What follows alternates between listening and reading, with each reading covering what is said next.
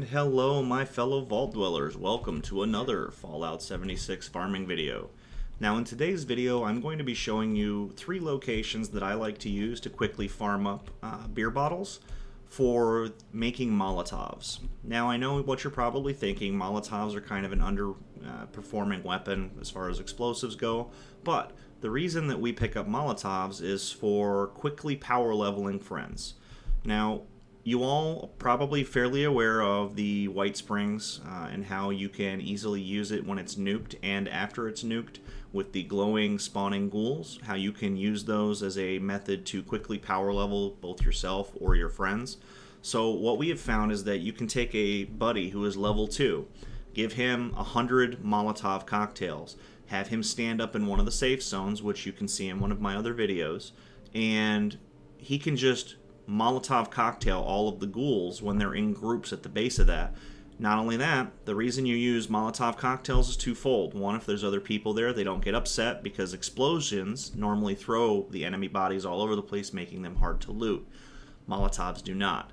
The second reason is that it does very little damage, so if your friend throws it too close, he's unlikely to kill himself with a single one, so it's safer for him.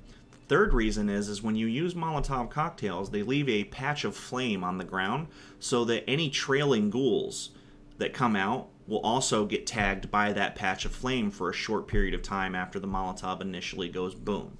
Now this is extremely useful because when you're pulling the ghouls out of the White Springs clubhouse, they don't always come in a large pack, so a lot of times you'll see trickling trails of just a solid line of them.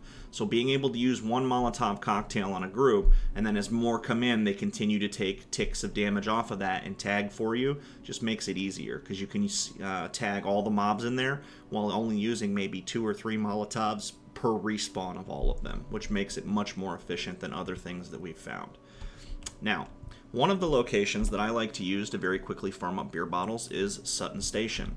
And if you follow all 3 of these points, you'll find that you can very quickly pick up between 50 and 60 beer bottles. Now, you don't want a bunch of other bottles, you want strictly the ones that say beer bottles. Those are the only ones that trigger for the Molotovs for some reason, and those are what you want. So there's 1, there's 2. And then the reason that we come to the Sutton Station is because it's a early game area, and what I usually have my friends do when they want to be power leveled is I have them run their level 1s over to these 3 locations I'm going to show you, which are completely safe for them, and gather up the beer bottles so that I can make them into Molotovs for them. Doesn't take long for them to do, and it's a fair request when they're about to get 50 levels in 2 hours. So you quickly make your way through this area, grabbing them all. Sutton's a good one because it is a raider location, and a lot of the raider locations have beer bottles just scattered everywhere. So you can quickly come through, grab all the beer bottles that you need for a couple of hours of farming and be just fine. Alright, and then there's more back here. Now, I'm sure that there are a lot more other locations for these, and I might do updates as well as I continue to play with this and continue to power level. But that's all the ones that are here. Now, the second location that I have my friends go to pick up beer bottles, or I fast travel to and grab them, is Lady Janet's Soft Serve. This is just north of Vault 76.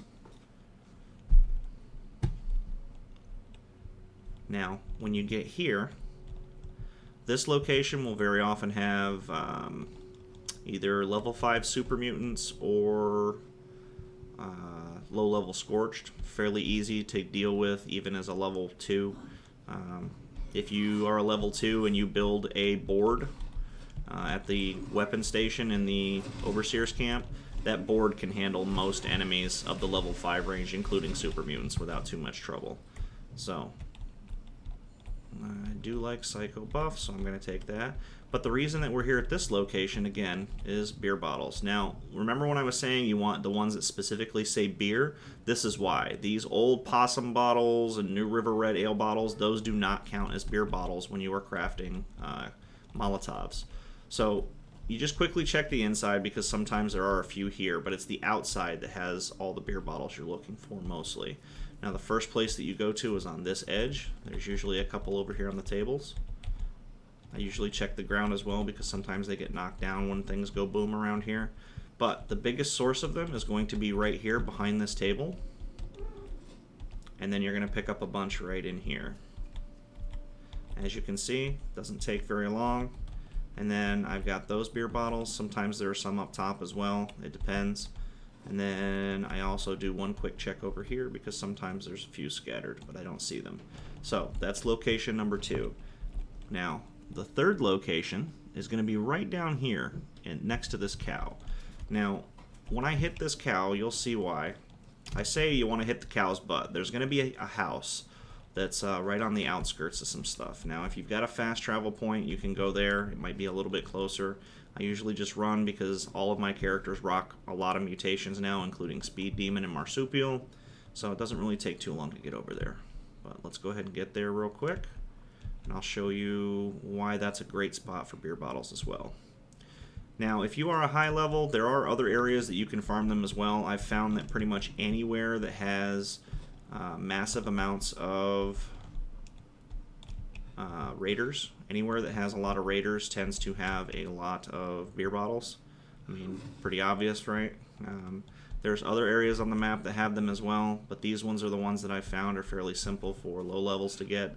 And since I want them to farm the beer bottles so that they have a little bit of something invested in the character before I go to the trouble of power leveling it, because it does take a little bit of time. You know, it's 2 hours I'll never get back. It's fairly easy for them to do. I'm just going to kill him so he's not an issue. Now, normally they can just sneak right in over here into this house with no issues.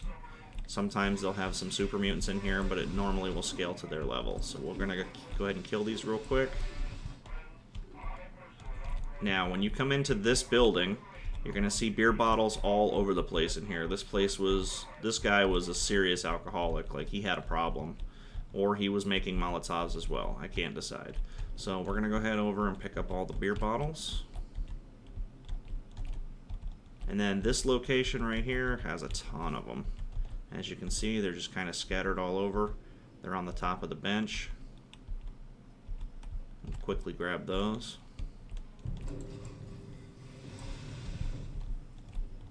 Okay. It's whiskey. I do like whiskey. And that's it. Now, let me see how many we got on this run. Now, sometimes you'll get more, sometimes you'll get less. In this run, I think that some of the bottles weren't here for whatever reason, whether because I've hit this partially before or somebody else was here. You can check these other buildings as well. Sometimes they will have additional bottles in them, but not a whole lot. So let's go ahead and take a look real quick. So, beer bottles. We ended up with 46, so we almost hit the 50 that I normally get. Now, like I said, I usually get between 50 and 60 bottles on this particular run. Sometimes a little more, this time a little less, but usually around 50, no problem. And with those 50 bottles, that'll last for about 2 hours of farming, power leveling a friend in White Springs. So, if you found this video to be useful, please remember to give it a thumbs up. Subscribe to the channel, as I am putting out 2 updated videos every single day at 8 a.m. and 4 p.m. for Fallout 76. And if you have any comments, questions, concerns, or suggestions for future content, go ahead and leave it in the comment section down below for me so that I can go ahead and make sure that I respond to that and to let me know what you're thinking and to let me know what you want to see more of or that I haven't done that you'd like to see. I want to make content that you guys want to watch. So the more input that I get from you, the more I can tailor that in a way that makes it more enjoyable for you. And I just want to be the best that I can. So thanks for watching and have a great time in the Wastelands, guys.